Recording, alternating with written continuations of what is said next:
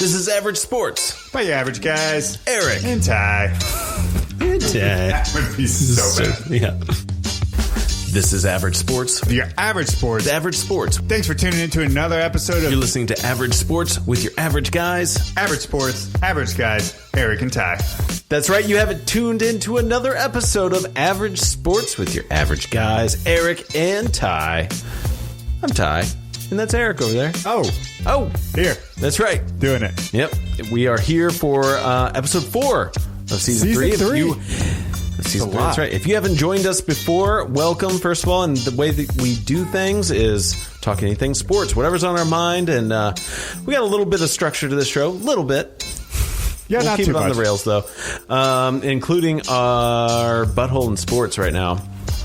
It's got to be the Astros. Long overdue, dude. We have not talked about them really at all. The Astros, they've been in the headlines so much, and so we really try to. It's true, because everyone kind of knows what's going on. However, we got to, just give them a shout out. Like, hey, you guys are lame right now. I think it's pretty disappointing. I was going to say, I think it's pretty great they've been hit, 7 or 8 times already in the first couple games. Yeah, but at the same time, it's almost like Major League Baseball. If one of those gets away and one of your players gets seriously hurt because you haven't done anything about this, that's going to be a huge problem. That's interesting. Yeah, that's a good point. But before we go further, I found something that I saw today that is a modern problems require modern solutions, which is just pitch to them normally, and then once they get up on first, just practice a 95-mile-an-hour pickoff move, and then you just beam them in the ribs all day. Ooh, interesting. There's another not thought. Get thrown out or fined for doing that. Yeah. All right. Yeah, let's not do that, though, either. You're going to throw the ball away, and, that's a higher risk type of maneuver. But anyway. Is it, though, if you're always getting fined and booted out of games? Is it technically really a higher risk? Well, it depends if the league's really going after that. Right now, I don't think they're going to do anything about that. No, they're not going to do anything. Let these balls fly. They're going to let it happen in spring training, and then the second it happens in game 1 of an Astros game, it's going to be very swift justice from Major League. We'll see. To them, I feel. I am kind of looking forward to that subplot going through the 2020 season, and we will talk more MLB here a little bit later in the episode. But how about some week recap? Yeah. Headlines, what's been going on more recently, just about, 6 days ago from the time of recording this, the Fury-Wilder fight. Wow, I think that was pretty exciting. There was a lot of hype around that, and pretty cool heavyweight, matchup as it was a sequel fight, Yeah, well, the first time they went the full distance, it had a split decision draw, which is not exciting. Yeah, right. That's like watching Floyd Money Mayweather do a boxing match, which is very boring. No, their fight was definitely not that boring even the first time around. It was just a split draw decision. And this time, Fury completely destroyed him. Yeah. He tipped the scales on that one. Even on the stats were completely overwhelming on power punches landed. It was like a plus 50 in his favor. So, he completely dominated Wilder, but he says he's going to exercise his option for a rematch so we can look for title fight number 3. It's coming. That'll be even more exciting. Yeah. A lot of money flowing around there, and hopefully less blood licking. For sure. That was less gross. Blood licking. That makes me uncomfortable. All right, real quick, we're not going to spend much time talking about the XFL, but Eric, quick question to you. Yeah. According to the internet, ratings have gone down on XFL. According to the internet. XFL ratings have gone down, but the attendance is up. How do you feel about that? Well, I mean, I think it was pretty expected. Okay. There was a lot of hype around the league starting. I think it was a new product. People were excited. Some of that shine has obviously worn off, but the ratings are still very, very good. Okay. Their attendance is going up, especially, Seattle did really well here in St. Louis, knocked out of the park. They broke a record for the XFL attendance, 29,500. Wow. They completely sold out there at the Dome. And as I understood, you went to your first XFL game recently. Yeah, I did. I was there. How'd you like that? It was awesome, man. It was a really cool environment. It was super, super loud, for just the lower bowl. But, I mean, it was very loud for that kind of game, and I don't think those players have experienced that yet. All right. And it was just fun to watch. And the Battlehawks absolutely destroyed the New York Guardians. Good deal. got to fit that one in there. Yeah. The NCAA, we're getting close to March. It is right around the corner, we'll be... Selection Sunday is coming up, guys. We're going to be talking about that plenty. Look for that special drop of an episode. Yep. So just last weekend, though, some top teams. Big upsets. A lot of turnover. Big. So I think of this year more so than really any other year that I can really think of. I really am anticipating just kind of the chaos. It's going to be so unpredictable for what's going to happen in the tournament, I think. Oh, just in the tournament. Yeah. Oh, yeah. Well, I mean, it's kind of that way. Sure. 8 out of 10, well 4 out of 5 or 9 out of 10 years. There's some pretty strong stats. A lot of chaos. This is a kind of year, though, that I think like an 8 seed, if maybe higher, can go to the final. Ooh, I don't know about that. I do. I mean, there were. How many times has the top seed been turned over? Oh, the top seeds get turned over all the time, but to the finals? Yeah. I don't know about that. Okay. I don't know about I feel like it's been very volatile in the top 10. The closest, I think, was a couple years ago when Kentucky was ranked number 9, and they made it to the Elite 8. Elite 8 or Final 4, and they got the draw the year that Wichita State was the number 1 seed, which was very unfair to Wichita State because that Kentucky team was way better than a number 9. I would take that bold prediction, though, and say a higher seed than 5 or 6. 5 is typically the cutoff where you would see. Yeah. I could see a 6 it was seed. A shock when Butler was in the finals years ago against Duke. Right. And almost won. Yeah. Yeah. I could easily see that for this year. Okay. Moving on, though, something that we were just kind of looking at in pre-show is that the MLS has Austin really is one of the expansion teams. One of the 4 has announced their logo. I don't even know when this happened. It's just on their website, so we came across it and thought it was just noteworthy. Austin FC. It's cool. It's a good logo. I feel good about it. I mean, I like it. I like the green. I like the tree roots. I mean, it's very soccer, just being Austin FC. So. We'll see where they go from there. A lot of symbolism to the town, and so we got just to rally the crowd there. Got another 3 teams to announce logos and possible team names in St. Louis, Charlotte, and Sacramento. There you go, my man. By the way, MLS season is back in 13 hours, so we're counting down. Oh, nice call out there.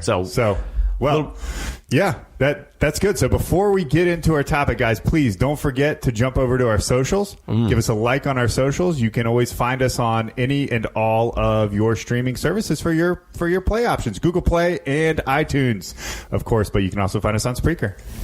Oh, I like that. Yeah. Now on to our topic. Our NBA midseason grades.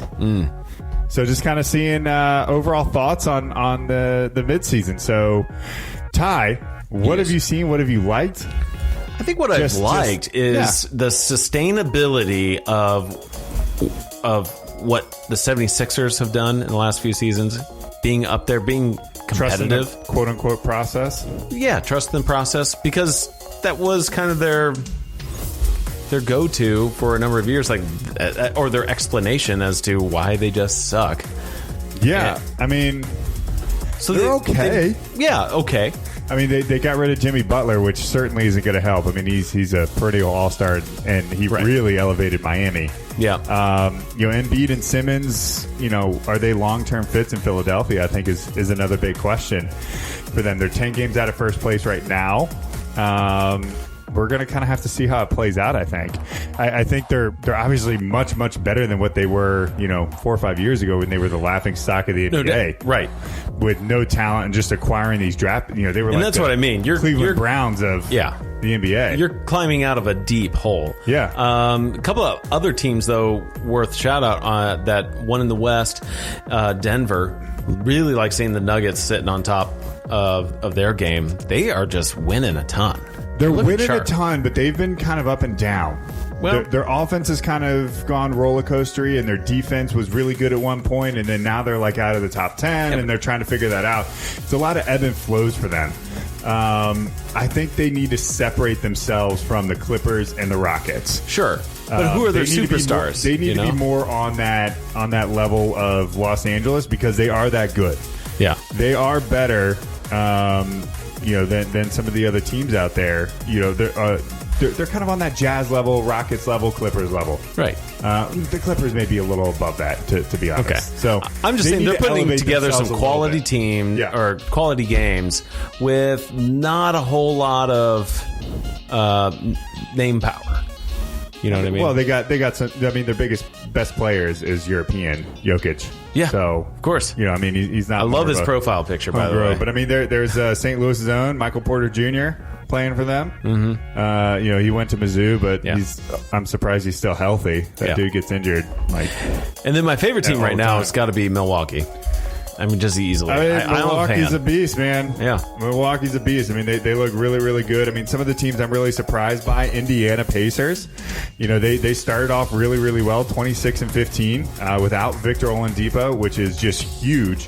I mean, he's certainly one of their best players. You know, they've got more out of the returners than I think that they were really intending between Borgen and Warren and Jeremy Lamb. So they really were able to, you know, push that quite a bit, and I think they're a huge surprise team.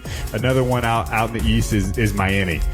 No one really expected Miami much outside of Jimmy Butler to do much, and you know, I think a lot of people maybe picked him as like a sleeper pick to like crack into the playoffs or like just kind of make it, but they have far exceeded, you know, kind of where they're at with that. You know, they're just really, really good. Bam's breakout is real. Jimmy Butler finally seems happy where he's at. He's been kind of tumultuous the last couple of years, but he seems very happy there. Tyler Hero's great, and Duncan Robinson is also good. Oh, Kendrick Nunn, you can't forget him. He's one of the leaders on the team. I mean, they just have some young guys that are led by, you know, Jimmy Butler that are doing great things. So, and then the big one, you know, big plus out in the West besides the Nuggets, the Jazz. Definitely don't want to sleep on the Jazz. That's a really good team. That, you know, they started off really, really bad, 12-10, but since then they've been 17-2. Nice. Since that really, you know, not super great start, they have been really, really hot lately. So, and even though they sit at 5th place, look at who's ahead of them. Houston, LA Clippers, well, both LA teams, obviously with the Lakers at the top, and then Denver, who's been just having a successful season. So that is saying something, I think, to be sitting 5th in the West right now. And they've done it without Mike Conley, too. He's been out since like mid-December.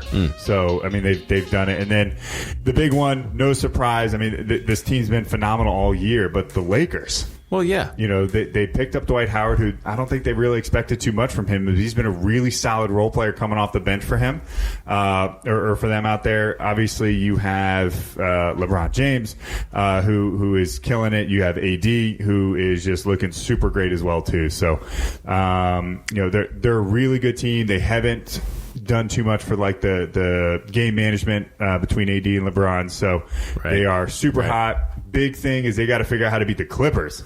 Funny enough, they've lost 2 games to the Clippers. Interesting. Nice. So, good look up on that. Yeah. I mean that's kind of the only thing. I mean they shouldn't have too many problems. I mean if they play the Clippers 12 losses overall in the season means you're going to go far in the playoffs. Yeah. I mean obviously. The Clippers are good. Let's not forget that either. So I mean the Clippers are really good too. Yeah. So. 3rd place in the West. So hopping back to the East though real quick, we jumped from the Bucks to the Heat sitting at 4th. So 2 teams up there that filled the 2 and 3 spots: Toronto Raptors and the Boston Celtics.